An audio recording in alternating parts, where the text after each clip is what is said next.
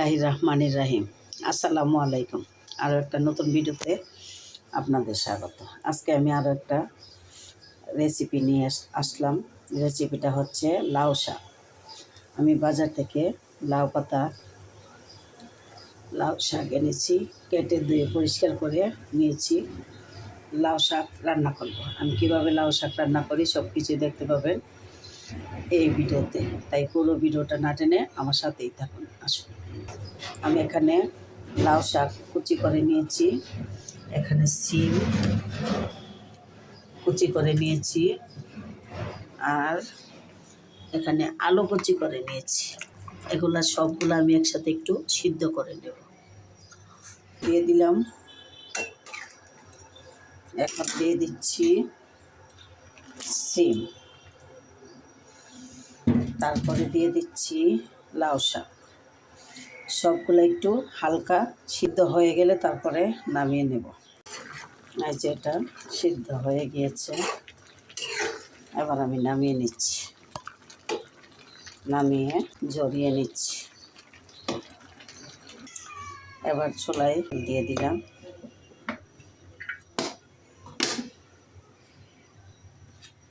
আমি এখানে রসুন পেঁয়াজ কুচি করে রেখেছি।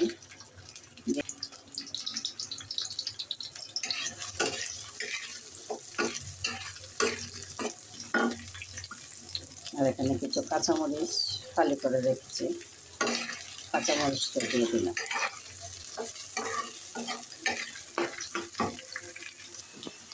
কাঁচামরিচ রসুন পেঁয়াজটা ভেজে নেব লাল লাল করে।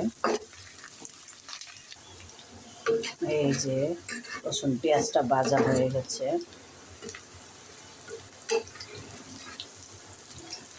এবার আমি লাউ শাকটা দিয়ে দিচ্ছি। বিসমিল্লাহ।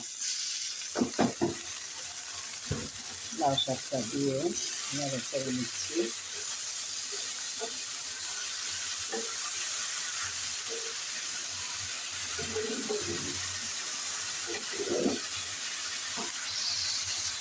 এখন নিয়ে নিচ্ছি হালকা একটু লবণ।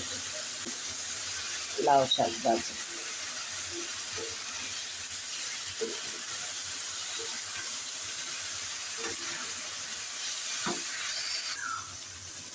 এই যে লাউ শাক ভাজি হয়ে যাচ্ছে, আর একটু ভেজে নিলেই হয়ে যাবে।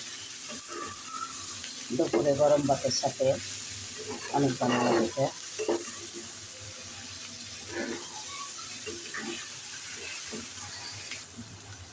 হয়ে গেছে লাউ শাক ভাজি।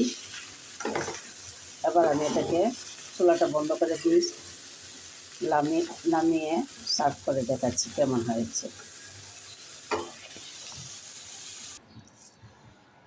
মূলা শাকটা সার্ভ করে দেখাচ্ছি আপনাদেরকে কেমন হয়েছে। কেমন হয়েছে কমেন্ট করে জানাবেন।